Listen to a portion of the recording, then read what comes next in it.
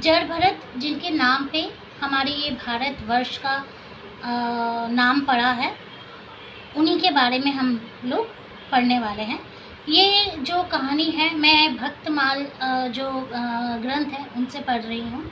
मैंने जैसे पहले भी बोला था कि मैं भक्तमाल के छोटे छोटे जितने भी भक्त हैं, जितने भी बड़े बड़े भक्त हैं, उनके छोटे छोटे कहानियों के रूप में आपके सामने प्रस्तुत करूँगी, ताकि आपके पास वो इन्फॉर्मेशन उनके भक्तों की जो डिस्क्रिप्शन है, मतलब भक्त के बारे में, वो आपको पता चले। ठीक है, तो मैं पढ़ने वाली हूँ।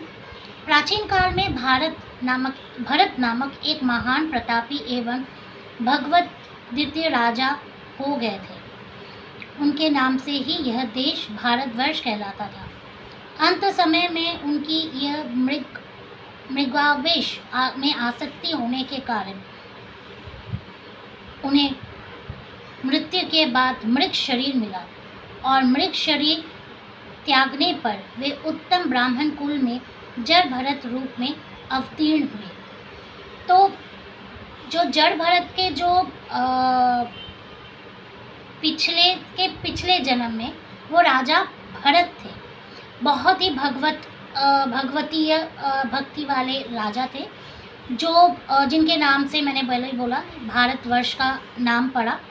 जब उन्होंने वो जब शिकार पे गए थे तो एक छोटा सा मृग का मतलब हिरन के एक बच्चे को उन्होंने देखा, और उस हिरन के बच्चे को उनको इतना प्यार आया कि वो उनको अपने साथ ले आए, महल में ले आए। और उसके बाद उन्होंने सारी चीज़ें छोड़ दी और पूरे दिन भर उस मृग की वो सेवा करते थे। उनको दूध पिलाना, उनको सैर करना, उनको नहलाना, उनका खाद्य पाद्य करना, सब कुछ, मतलब वो मृग ही उनके लिए सब कुछ बन चुका था। तो जब उनका अंतिम समय में आया, क्योंकि मृग उनके बहुत ही करीब थे, मृग से उनको बहुत प्यार था, तो जब उनका अंतिम समय में आया तो वो सिर्फ मृग का ही चिंतन कर रहे थे कि मेरे बाद इस मृग का क्या होगा। ये सोचते सोचते उन्होंने अपने देह को त्याग दिया। इसीलिए नेक्स्ट जन्म में, अगले जन्म जब राजा भरत के हुए, तो वो मृग बन के हुए। और मृग का जब उन्होंने शरीर को त्यागा, मृग जन्म के बाद जब उन्होंने शरीर को त्यागा, तब वे जड़ भरत के नाम से प्रसिद्ध हुए। ब्राह्मण के कुल में उनका जन्म हुआ। लेकिन सबसे अजीब बात ये थी कि उनको लास्ट टू, मतलब जो राजा भरत और मृग दोनों के जो लाइफ में जो भी हुआ था, उनको इस जन्म में उनको याद था, उनको सब याद था। भगवान ने उनको ये आशीर्वाद दिया था कि तुमको अपने पिछले कर्मों के बारे में याद रहे, ताकि इस जन्म में तुम वही गलती फिर से ना करो। इस बार तुम अपने जीवन को भगवत पाठ में लगाओ, ताकि तुम्हें तुम्हारी मुक्ति मिल सके। जड़ भरत के पिता अग्रसरस गोत्र के वेद पाठी ब्राह्मण थे और बड़े सदाचारी एवं आत्मज्ञानी थे। उनके जो पिताजी थे वो बहुत बड़े पंडित थे, वो बहुत बड़े ब्राह्मण थे, और वो बहुत बड़े सदाचारी, बहुत अच्छे थे। वे शम, दम, संतोष, क्षमा, नम्रता आदि गुणों से विभूषित थे। उनमें जितने भी अच्छे गुण हैं, क्षमा करना, श्रम मतलब मेहनत करना, ठीक है, संतोष, थोड़े में ही संतोष हो जाना, क्षमा करना, नम्रता मीन्स पोलाइटनेस, ये सारे गुणों से वह विभूषित थे। उनमें ये सारे गुण थे। और तप, दान तथा धर्मचरण रहते थे। भगवान के अनुग्रह जड़ भरत अपने पूर्व जन्म की स्मृति बनी हुई थी, जो मैंने आपको पहले ही बताया। अंत में वे फिर कहीं मोहजाल में ना फंस जाए, इस भाव से बचपन से ही नित्संग होकर रहने लगे। एक बार तो वो मोहजाल में लास्ट के पड़ गए थे, लास्ट के इसमें जन्म में, तो वो नहीं चाहते थे कि इस जन्म में वो कोई भी मोहजाल में फंसे रहे, इसलिए हमेशा सभी से कटे रहते थे। वो किसी से ठीक तरह से मतलब उनसे कोई अटैचमेंट नहीं था। उनके पिता से, उनके जो भाई थे, उनमें से किसी से भी उनको कोई मतलब नहीं था। किसी के साथ वो अपना कनेक्शन नहीं बनाते थे। उनको जो मिलता था वो खाते थे। यहाँ तक कि वो जो विद्वान है, मतलब जब उनको जैसे ब्राह्मण कुल में जन्मे हैं तो जेन्युई पता होना चाहिए आपको। जो ब्राह्मणों को वाइट कलर का जो थ्रेड दिया जाता है, जेन्युई बोलते हैं उसको। जब वो उनका हुआ, उसमें ना उनको गायत्री मंत्र का याद कराया जाता है ताकि वो गायत्री मंत्र को जप सके। वो इतने मतलब अपने बुद्धि को नहीं लगा रहे थे, उन्हें गायत्री मंत्र तक याद नहीं हो रहा था। वो किसी तरह का मोह बंधन में नहीं बनने वाले थे, कुछ नहीं करते थे। पिताजी के चले जाने के बाद उनके जो माता थी, उन्होंने भी अपने पिता के साथ सती होना ये किया कि मतलब सती तो नहीं था, मतलब पिता के साथ उन्होंने भी अपना मतलब जो देह त्याग दिया। और उसके बाद उनके जो सौतेली माँ और सौतेले भाई थे वो उनके साथ रहते थे। लेकिन सबको पता था कि ये जड़ भरत है, इनको बुद्धि नहीं है, तो उनसे जितने भी चाहे काम किए करवाते थे, जितने भी श्रमपूर्ण काम थे वो सब वो इनसे करवाते थे, जड़ भरत से करवाते थे। और जड़ भरत को इससे कोई फ़र्क नहीं पड़ता था। वो काम करते थे, उनको जो भी थोड़ा सा खाना वो लोग देते थे वो खाते थे और संतुष्ट रहते थे। वो यहाँ तक कि कपड़े भी नहीं पहनते थे और नहाते भी नहीं थे। इससे क्या हुआ था कि उनके शरीर में पूरा मैल भर चुका था। मैल भरने के कारण वो चिपक गया था। जैसे अगर आप हीरा को अगर आप साफ नहीं करोगे, वो उसमें अगर धूल मिट्टी जम जाता है तो हीरा का जो स्पार्क है वो भी कम हो जाता है। जड़ भरत का भी वैसे ही हो गया था कि उनके शरीर में इतने धूल मिट्टियाँ भर गई थी, लेकिन इसके कारण उनका जो तेज था, शरीर का जो तेज था वो पता नहीं चल रहा था। तो वो चाहे सर्दी हो, गर्मी हो, वर्षा हो, वो अपने शरीर में किसी तरह का वस्त्र नहीं पड़ते थे, जड़ के समान पड़े रहते। जड़ भरत का मतलब जड़ के समान मतलब वृक्ष के समान। एक वृक्ष सर्दी गर्मी वर्षा चाहे कुछ भी हो जाए उनको उससे फ़र्क नहीं पड़ता था। सेम थिंग थे जड़ भरत। जड़ भरत को भी किसी चीज़ का कोई फ़र्क नहीं पड़ता था कि क्या स्थिति है क्या नहीं स्थिति है। तो एक दिन क्या हुआ, जड़ भरत एक जगह पे लेटे हुए थे और उस समय ना बलि का बहुत शौक, मतलब जो डाकू लुटेरे होते थे वो शक्ति पूजा करते थे, माँ काली की, माँ भवानी की पूजा करते थे और वो लोग बलि देते थे। कहते थे कि नर बलि देने से माँ शक्ति बहुत ज़्यादा प्रसन्न होती है और खुश होती है, ठीक है, और उनको और ज़्यादा शक्तियाँ प्रदान करती हैं। तो उनके जो डाकू थे, डाकू समुदाय के जो लोग थे, तो उन्होंने एक शिकार पकड़ा, एक आदमी को पकड़ा जो जैसे ही उनको वो पकड़ के लेके गए वो किसी तरह से भाग गया और भाग के चला गया। अब जो डाकुओं को जो समुदाय जो सदस्य थे वो लोग सोचे कि अगर हम सरदार के पास बिना किसी शिकार के जाएंगे तो वो तो हमारी ही बलि दे देंगे। तो इससे बेटर ये है कि हम किसी को और को पकड़ के लेके जाते हैं। तब जड़ भरत वहीं पे पड़े हुए थे तो और वो अपनी खेतों की रक्षा कर रहे थे ताकि कोई भेड़िया वगैरह ना आ जाए रात को। और तब वो लोग क्या करते हैं, जड़ भरत को पकड़ के लेके जाते हैं। और जड़ भरत को जब लेके जाते हैं डाकू के सरदार के पास, तो सरदार बहुत खुश होते हैं, बोले वाह इतना। और जो जड़ भरत थे ना, मतलब बोलते हैं ना हैंडसम बॉडी, उस समय मतलब वो कुछ अपने लिए करते नहीं थे लेकिन he was an very strong handsome body था उनका, मतलब हाँ, लेकिन था, मतलब वो इतने ही पुष्ट पुष्ट थे।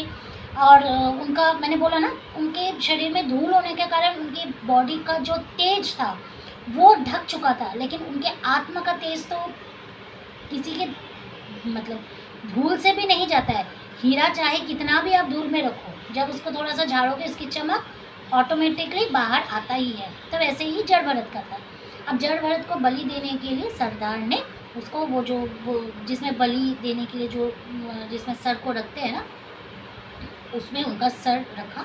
और जैसे ही उसने खड़ाऊ उठाया और उससे मतलब ये करने वाले थे, उनका बलि देने वाले थे, तब वहाँ पे माँ भवानी मूर्ति से स्वयं प्रकट होती है और वो खड़ाऊ से जो डाकू था उसी का संहार कर देती है, उसी का गला को काट देती है। और जड़ भरत को बोलती है कि तुम जड़ भरत हो, और उनको आशीर्वाद भी देती हैं कि और ये सारा चीज़ देख के जो डाकू समुदाय के जो लोग हैं वो डर जाते हैं, बोलते हैं अभी आपको हम, बोले नहीं, तुम सब इन सब से मुक्त हो, तुम भगवान नाम करो। सबको, जितने भी डाकू थे उन सबको उन्होंने भगवत मार्ग पे चलने का आदेश दिया और सबको भगवत प्राप्ति की उपदेश देके वो वहाँ से चले गए। और ऐसे ही एक मतलब जड़ भरत के साथ ही राजा रघुगण का भी एक छोटा सा पार्ट आता है, स्टोरी आता है।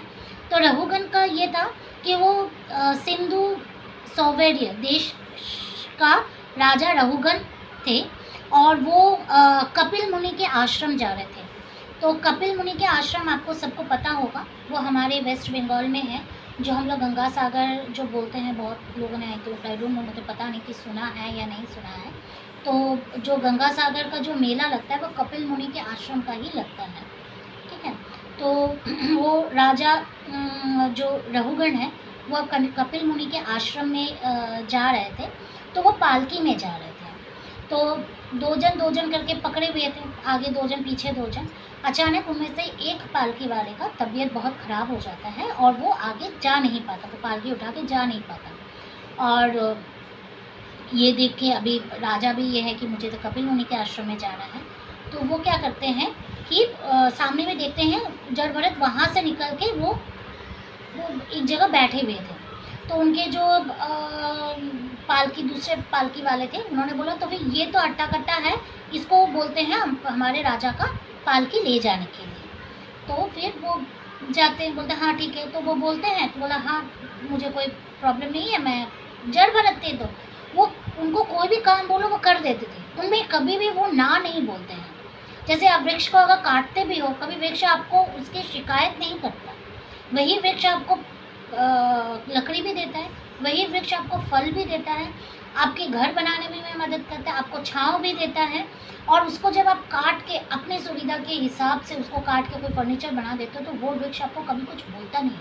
तो जड़ भरत वैसे थे, वो सबके लिए करते थे, लेकिन अपनी जब कभी भी दुख की स्थिति आती थी वो कभी बोलते नहीं थे। मतलब क्योंकि उनको पूर्व जन्म का स्मरण था, वो पूर्व जन्म के स्मरण होने के कारण वो कभी भी सामने वाले को कुछ बोलते नहीं थे।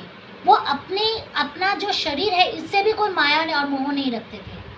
मतलब वो आप सोचो कि वो कितने महान हैं, जो अपने सगे संबंधी से तो ठीक है, चलो हम लोग एक समय तक मान सकते हैं कि हम किसी के साथ रिलेशन में नहीं रखेंगे, अपने माता पिता अपने भाई बहनों से रिलेशन में नहीं रखेंगे, लेकिन कोई अपने आप को प्यार ना करे, ये कभी होता है।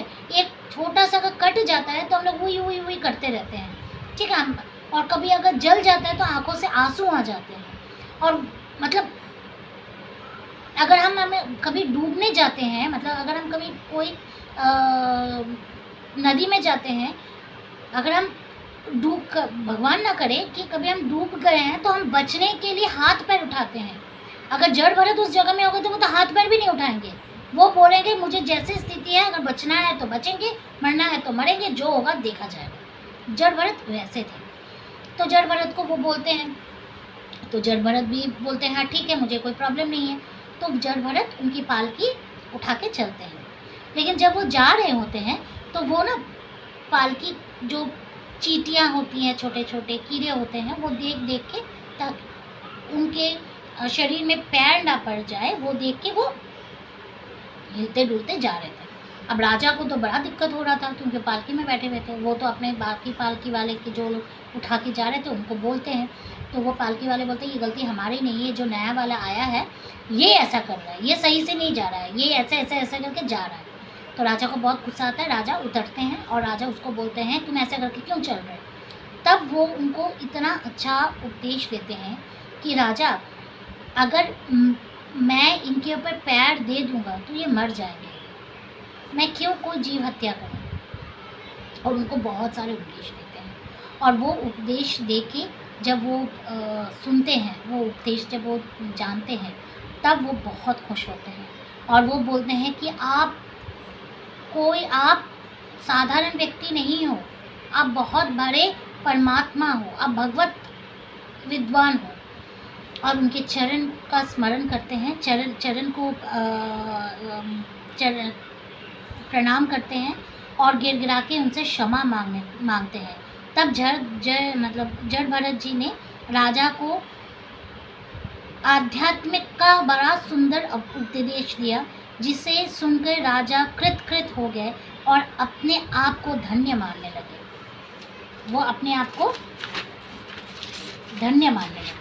तो ये है जड़ भरत की भक्तिपूर्ण एक छोटी सी स्टोरी, जिसे मैंने बहुत ही संक्षेप में बताया, ताकि ये भाव पता लगाने के लिए, ये बताने के लिए कि भक्त आपको हर रूप में मिलेंगे।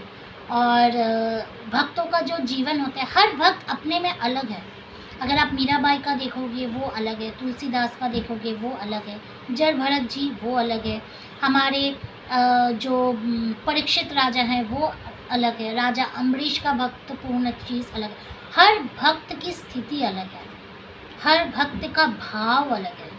हमें उस भाव को समझना है और अपने जीवन में एक अलग ही भाव बना के हमें अपने भगवान की, कोई भी इष्ट हो, उनकी सेवा करनी है। तो फिर मैं भक्तमाल से एक छोटी सी भक्तिपूर्ण स्टोरी लेके फिर आऊँगी। तब तक के लिए राधे राधे।